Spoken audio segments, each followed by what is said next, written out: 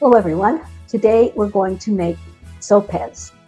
Sopes is a Mexican street food and it's made with masa harina or maseca, masa flour, corn flour. It's gluten-free. It's a kind of tortilla. This will be an adventure. I've never made this before. I've never worked with that kind of corn flour, so we'll see what happens. This is a collaboration. Please check out the amazing and delicious recipes being presented by my 14 other collaborators, all giving you a taste of Mexico.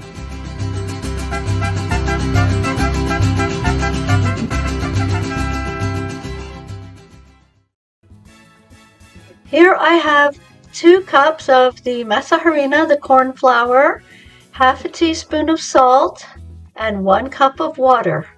It's that simple. You want to mix it up. Now, the recipe that I was using did say you might need to add 1 or 2 tablespoons more of water, so that's what I'm doing here, because you want to mix it until it will form a ball. Doesn't need kneading or anything, resting, because this is not a gluten dough. So I'm going to form it into kind of a log roll. First, I'm going to make it in a circle just to get it all together, and then form it into 2 log rolls. I'm trying to make sure that the weights are about equal by feeling it. Then I'm going to break that log roll into 3 pieces. This recipe should make 6 sopes bases.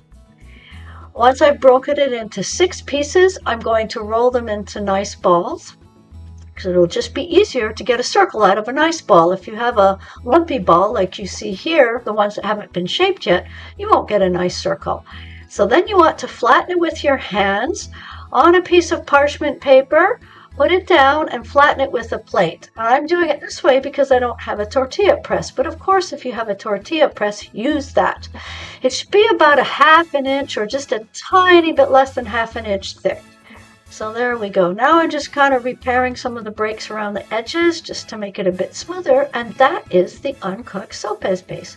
You want a pan with hot oil in it and put in 2 or 3 at a time, depending on the size of your pan. Let it cook for about 1.5 to 2 minutes each side, not more. You're not trying to totally cook it at this point. You want it to be partially cooked because you still need it to be soft enough that you can shape it. And that's what we're doing here. We're going to push down on the middle and bring up the sides until you have a raised lip, and that's what's going to hold your filling. I'm going to do that for all of them and then put it in the fridge overnight. So it's the next day. The sopes were in the fridge overnight. Now we're going to make the salsa and the filling.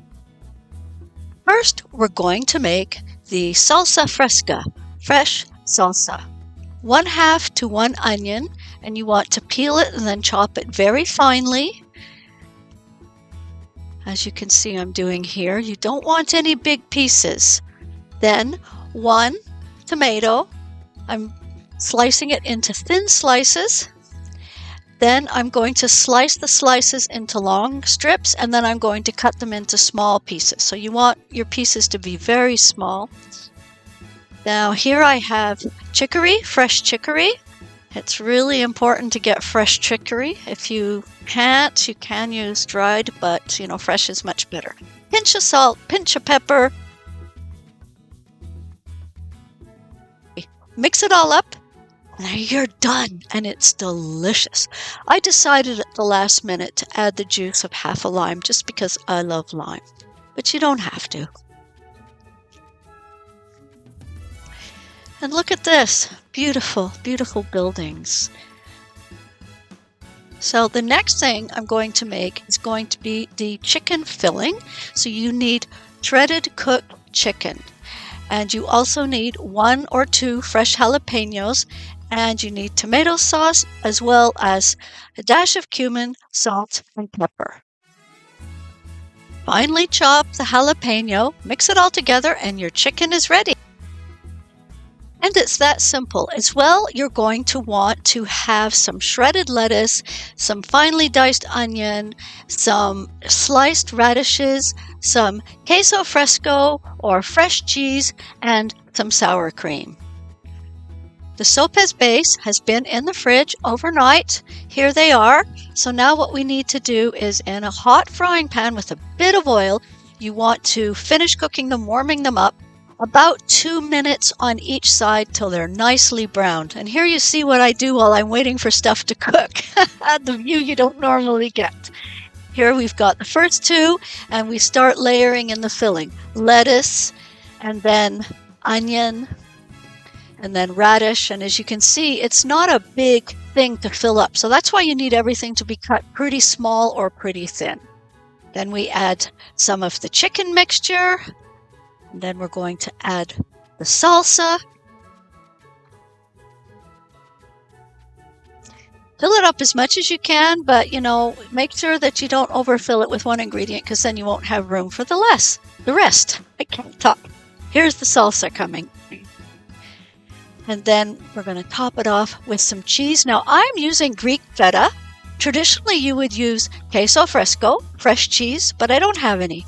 So if you have fresh cheese, great, use it. If not, use whatever soft cheese you have. And I'm topping it with 1/4 of a radish and 1/2 a tomato, cherry tomato. Doesn't that look amazing?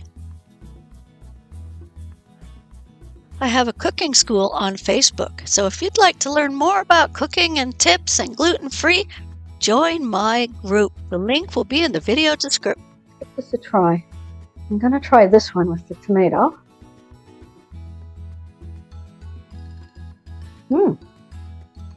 That's really good. And the Sopes is good as well. It's a great lunch. If you made the Sopes smaller, this would be a good appetizer. And you know what else? It's not that spicy, because once you've got the other ingredients, like the salsa is not spicy, the yogurt's not spicy, the Sopes isn't spicy, so once you've got all the other ingredients with it, the spice that's in the chicken really kind of gets moderated, and it's really not that spicy. You taste the jalapeno, but you don't really get a hit of burn in the mouth. Now, the texture of the Sopes is, you can tell it's a corn-based product. It's got a texture sort of like a corn muffin. There's a little bit of grit even in a corn flour.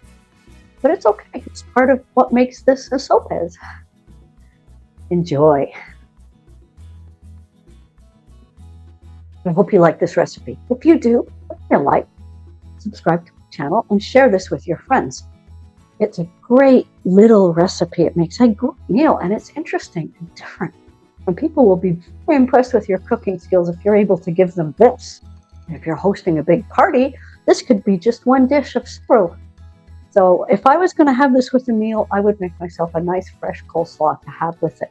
That would really just complement this dish very well. And of course, the cold Mexican beer would be the perfect accompaniment in the alcohol department. Thanks so much for watching. Please do check out the videos of my collaborators. They all are really good cooks, and they all are going to bring you something amazing. Add to your repertoire.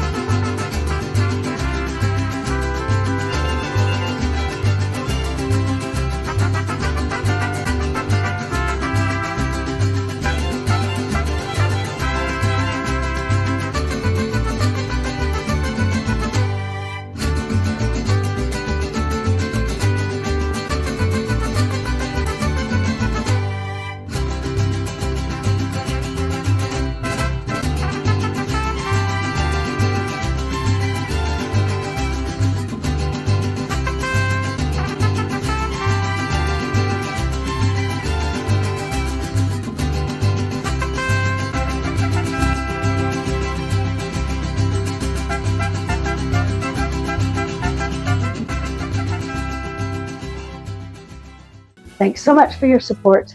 Have the best week. Stay well, and I look forward to seeing you in the next video. Bye.